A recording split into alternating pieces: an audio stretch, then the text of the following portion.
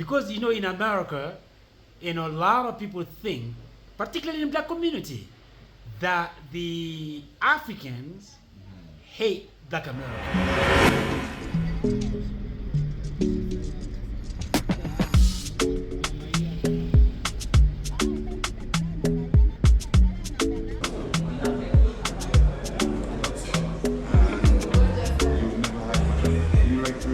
Yes. So letting also have money. It's different from spinach and kale. Spinach and small. It's good to come to a restaurant with people who knows what they're eating. Same, probably the that one. You're gonna have a juice? No. Letting also have a dawa too. Yeah. Okay, welcome. Okay. All right, thank you. Welcome. The lady here is a big dog, but we're gonna change the position after we eat. Okay, today my interview will be with Camio. He's an expert actually. He came from the Caribbean. Actually, he's from Dominica. A lot of people don't know about Dominica, but it is in between Martinique and Guadeloupe, the French island in the Caribbean. Yes, that's where he's from. Somehow I met him through my friend here. You guys know this guy already.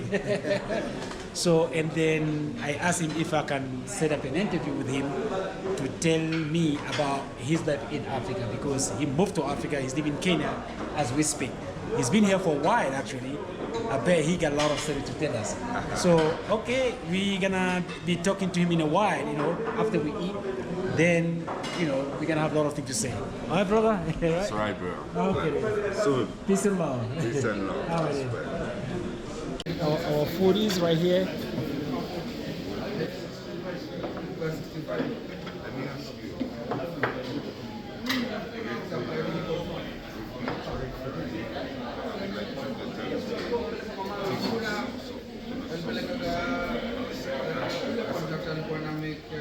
Wow.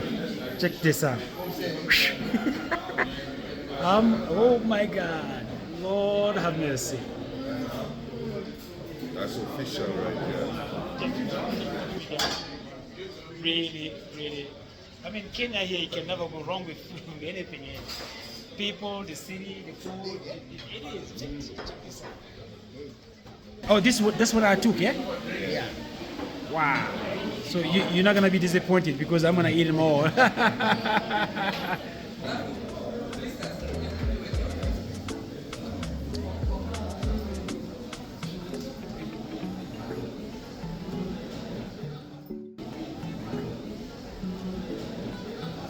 What is called yours? It's dry fry with mango and Oh, right. Oh, nice. More food. What's this one? The juice? dawa. It's pig juice, Okay. ginger, Oh, okay. and Lemon. Lemon. Wow. Ginger lemon. So you come here pretty often then? Oh yes. Oh, wow. The go-to spot right there. My go-to.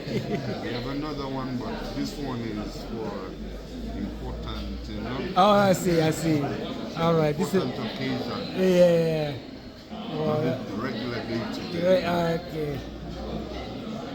So this right here, Uh-huh. I tell you, that's stronger. You see Popeye, Uh-huh. Popeye when he eats spinach. Oh, yeah. That is man when we eat banana. Okay. Awesome. Lord have mercy. This is beautiful. Yeah, I got mine is coconut on the coconut stew. What you got? Wet fry. Oh, that's a wet tree. That's all fish base. Okay. He's putting some. What kind of sauce you putting on there? This is coconut sauce. Coconut sauce. Okay. Well, I'm having it on my dry fry. I see. All right. Now, his wet fry is made with tomatoes, All right. Okay. Wow. whereas yours is coconut. Okay, now I'm gonna let everybody eat. So then after that we get down there. It's really, really beautiful. Awesome.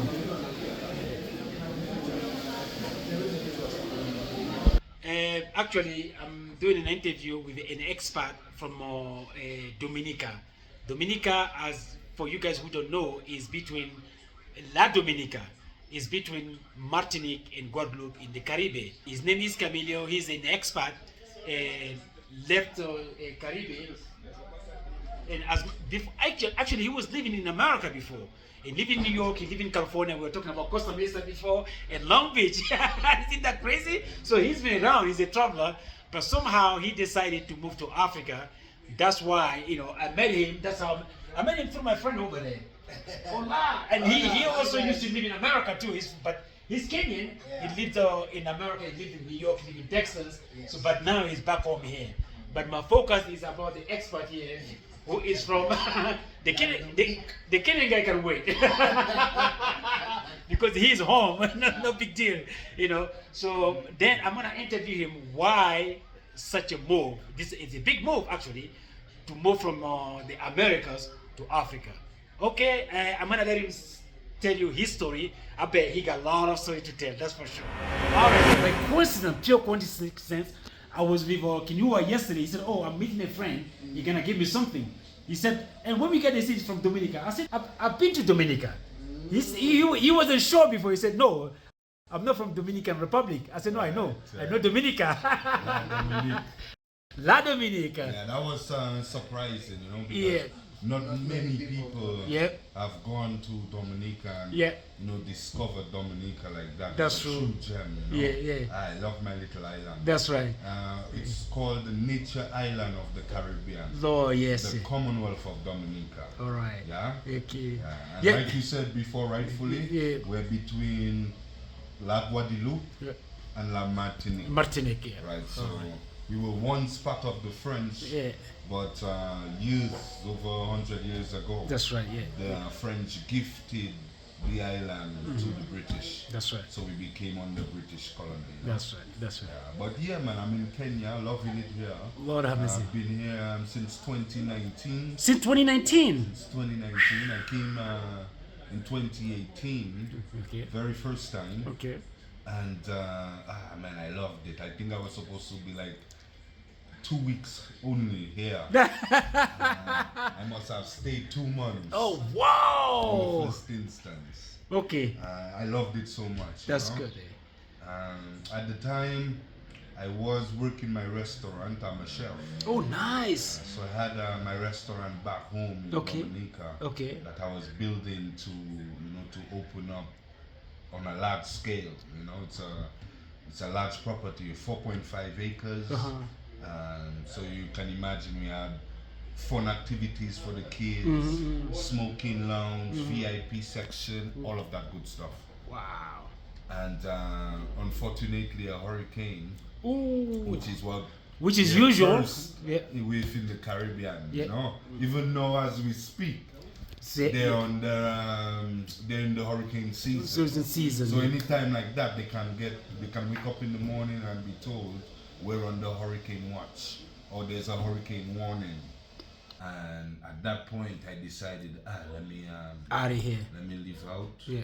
Because I will go crazy, I will go mad Yes, sir. if I stay here, you Yeah. know. Yeah. And yeah, I reached out to my friends. Okay. Kenua. Quinoa, yeah. You know? Quinoa in the house. We have been friends Yeah. from Quinoa, since, you have to sit over there. Since But back- the light was much better, yeah. Okay. since back in the days, Yeah. you know, in New York. Well, While- okay. So that was you left New York to Caribbean. To go to Grai. Yeah. So that was you left New York to Dominica To go to to- start to do your restaurant, To do, and the restaurant the hurricane came. And I messed see. that up, Okay, yeah. they messed it up. Okay, Right. now I get it. So that was because you were in New York before that. Before that, That right. I see. Okay. I lived in the States for about 14 to 15 years. Yes. Okay. Okay. You know? Okay. I was a state inspector Oh, okay. Okay. in the US. Yeah, what state? So I worked in California, Okay. Okay. in Connecticut, Connecticut. Okay. New York, Okay. New Jersey. Oh, nice. Nice. Nice. So even in as well Nebraska, Chicago, Oh, all over. all over. Damn. It's the environmental protection Yeah. agency. Yeah. Yeah. Yeah. Yeah. You know? Yeah. So I was a state inspector. I would Okay. inspect like do health inspections Okay. at meat packing plants, restaurants, etc. But food was always my passion. Your passion, yeah. You know? Yeah. So then you reach out with to So I reach out to my boy Kenyan. He tell me, yo, you know, it doesn't make sense to stay there and have yourself going mad. You know? Take a little vacation. You work hard. You know? Take a little vacation. You still have life and strength. That's right. Your head on your shoulder. Take a little vacation and you know, you can just use that time to to get the mind right, and you know. So I made that trip to Kenya 2018. Okay. That was my very first time. 2018. Okay, I have a question here. Since Africa we have 54 countries. Okay, when you decided you wanna move from the Caribbean, from the Americas to Africa now, so straight you didn't have, you only know, you know exactly where you were going.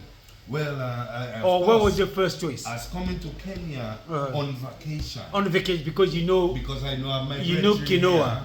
Okay. Right? Okay. So that was the initial I have arrived. Okay. To vacate my mind. Okay, to relax your. I see. see. You know. I see. Okay. And it's in that process I decided, but you know, I've been dealing with these hurricane things ever since I was born. You know? That's right. Every year we have a hurricane season between May. Sometimes, well, April is a very hot season. And then May, they tell you hurricane season begins, and it used to be up until September, October.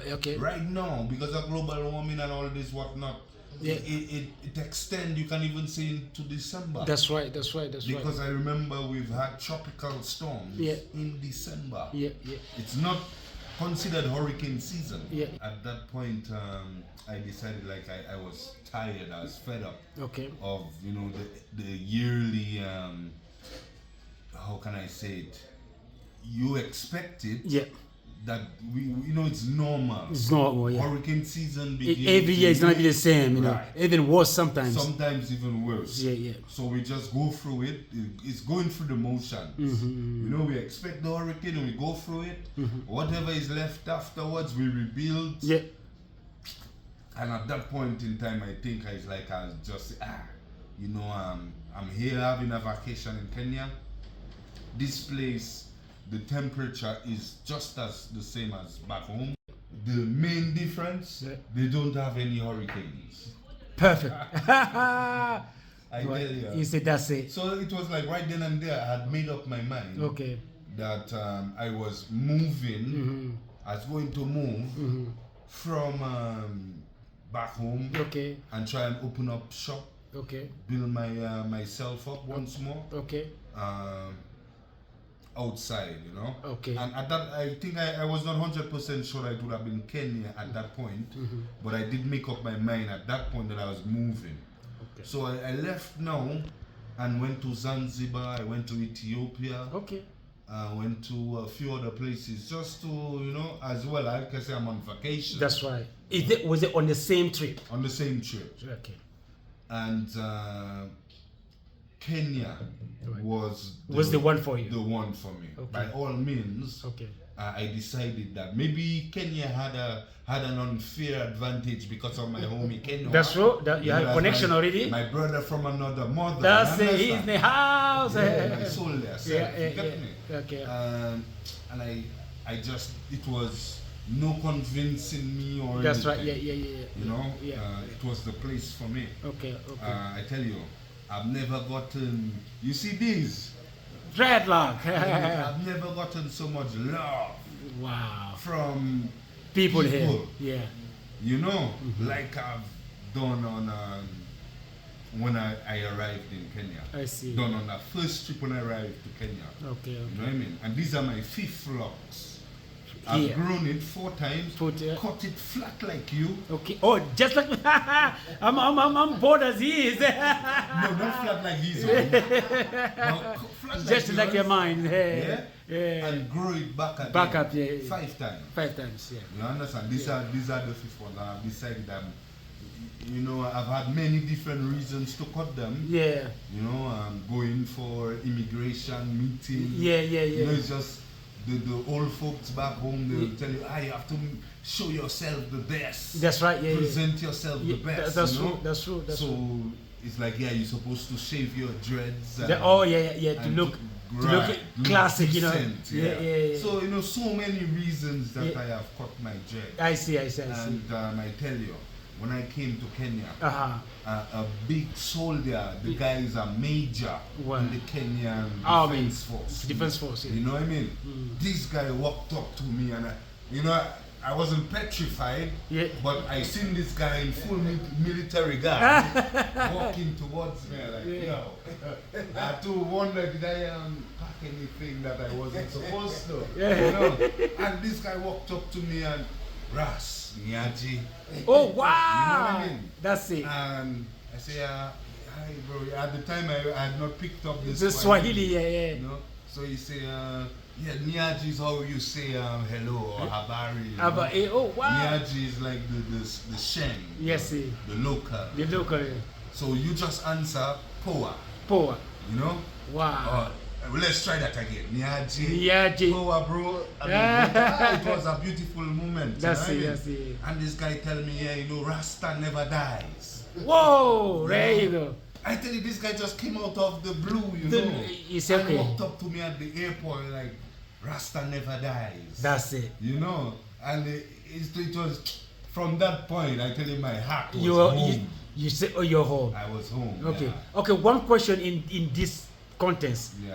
Because in America, a lot of people think, particularly in black community, that the Africans hate black Americans. You heard that before, right? Or not really? Americans think like that. Yeah, that's what I'm saying. And that is because of prejudice that has been inbred in them. You know? That's right, yeah. And don't think prejudice is only white people. Yeah. You understand? Yeah. They see America is, they say, the land of the free. Yeah. It is just, how you can say it?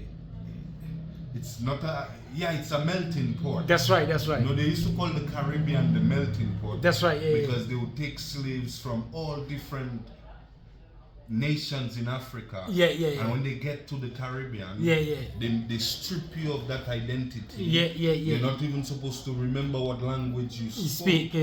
And you learn and adapt the language of that estate that you're on. That's right. Not even necessarily the island. That's right. Is your slave owner. That's right. You're going to learn to speak his language. That's right. So they call it a melting pot like that. That's right. But no, America is a melting pot because you have Japanese, Australian, Aborigine, all sorts of different people.